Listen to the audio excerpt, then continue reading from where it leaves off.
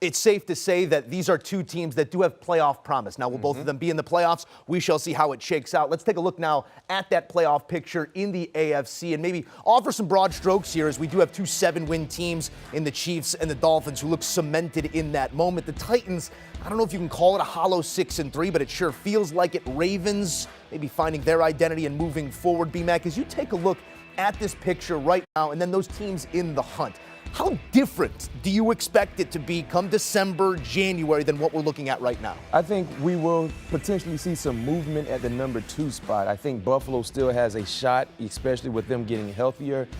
Dolphins clearly will be in the playoffs, in my opinion. When you look at the Tennessee Titans, I don't see any movement when it comes to the AFC South. They are the best team. Getting Ryan Tannehill back in the fold, I think, would be huge. One team I think that's currently not in this playoff picture that might have a spot in the tournament, the Cincinnati Bengals. I think we could see some movement between Cincinnati and the Chargers. Okay. I'm not quite sold on the Chargers. I don't know when they're going to get their wide receivers back. That's one thing. And defensively, they sometimes play soft at the point of attack, especially in the trenches. I like what I'm seeing for Cincinnati, even without Jamar Chase for a few weeks.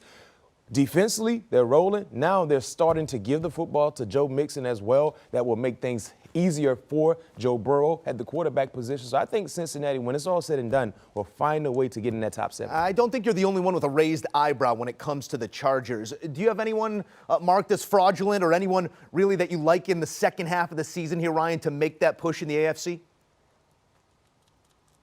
No, the Chargers have real issues, and the injury issues on both sides of the football, and we didn't talk about it, but B-Mac just brought it up. The defense had no chance in the second half because they were winded, exhausted, and were down a lot of people. So absolutely, they're going to be a team to watch. Here's the thing.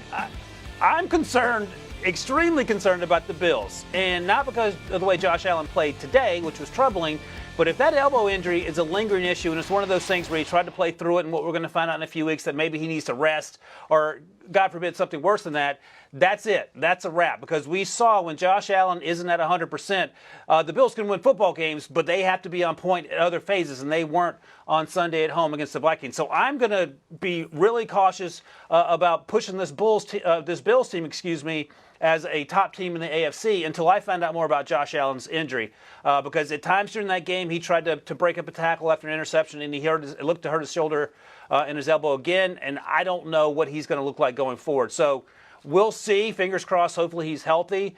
But that's a huge concern in Buffalo, not only in terms of the coming weeks, but in terms of their playoff chances and making that Super Bowl run. Yeah, and I think telling the fact that they were willing to roll out Josh Allen in a not 100% situation here against the team and not go with their backup quarterback. Allen's 10 interceptions do lead the NFL right now. We're going to ppivot now to the NFC side of the conversation where the Dirty Birds are going to give it a go on Monday night and try and stay perfect. And here's a look as they do pace the pack at 8-0. The Vikings with the biggest win of the week. No questions asked, going into Buffalo and winning that ball game.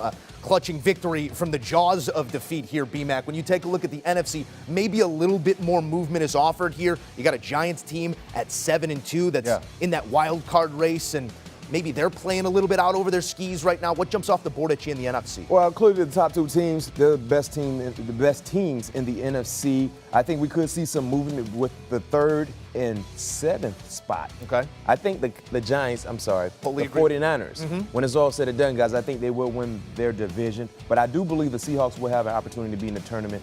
I think all 7 teams right now, as we see it, will get in. I don't trust the Commanders, the Falcons, the Packers, even though big-time win for them, feel-good story. The Lions, the Rams don't have a shot, in my opinion. Yeah, I'm not sure how much movement there will be in the NFC, but it's going to be a whole lot of fun to watch it all come to pass, and we'll do it right here with these two gentlemen. Thank you, as always.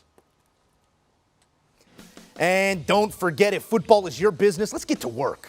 Can't miss conversations week in and week out on all things covered. Bryant McFadden, Patrick Peterson sitting down with some of the biggest names in sports and entertainment for can't miss conversations. And I'm sure they got something to say about Sunday's 2 picks by P2. It's all things covered. Do you want a sports network that delivers everything that matters about the game? The highlights, the picks, the instant analysis, no yelling, no fake debates, no politics. Hit the subscribe button and never miss a moment.